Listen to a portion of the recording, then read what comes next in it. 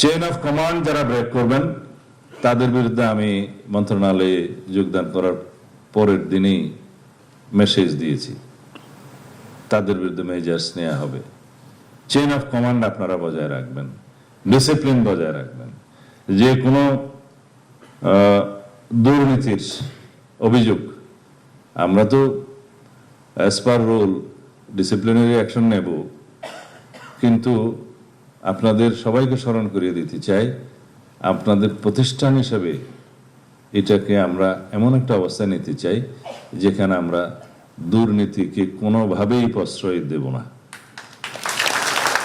পুলিশই জনতা, জনতাই পুলিশ, এই স্লোগানকে কেবল মুখে নয় কর্মে বাস্তবায়ন করতে হবে। এটা কারা লিখেছে আমি জানি না এই লাইনটা। আপনারা যে জনবান্ধব পুলিশ সেটা প্রমাণ করার জন্য আপনাদের সামনে আরো সুযোগ আছে, সময় আছে। আশা করি আপনারা এটি হৃদয়ে ধারণ করবেন, যাতে জনগণ মনে করে এই স্লোগানটা সত্য, পুলিশই জনতা, জনতাই পুলিশ।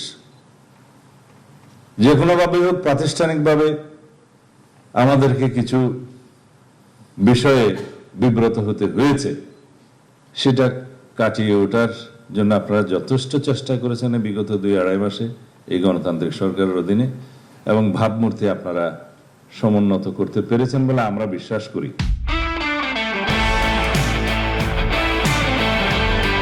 প্রধানমন্ত্রী বাংলাদেশ পুলিশের অপারেশনাল কার্যক্রম,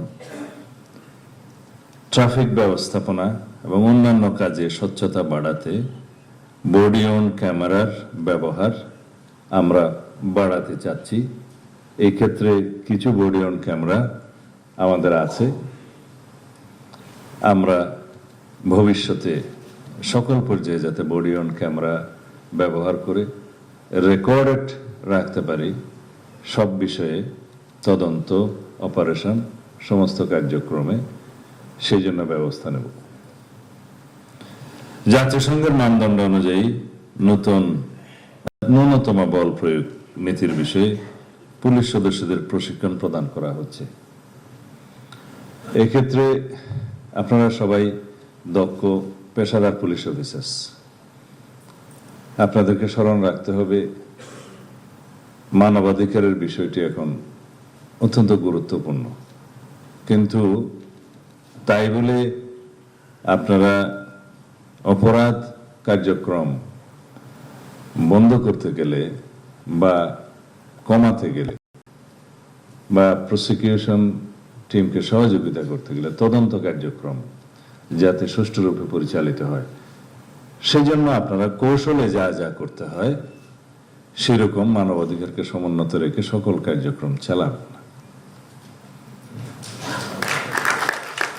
সড়ক, মহাসড়ক, নৌপথ, রেলপথ, শিল্প ও কলকারখানা এবং দেশের গুরুত্বপূর্ণ স্থাপনা নিরাপত্তা নিশ্চিত করার পাশাপাশি রোহিঙ্গা ক্যাম্প, যেটা FDM এর নামে পরিচিত, অন্তঃস্পর্শকাতর স্থানেও বাংলাদেশ পুলিশ দক্ষতার সাথে দায়িত্ব পালন করছে।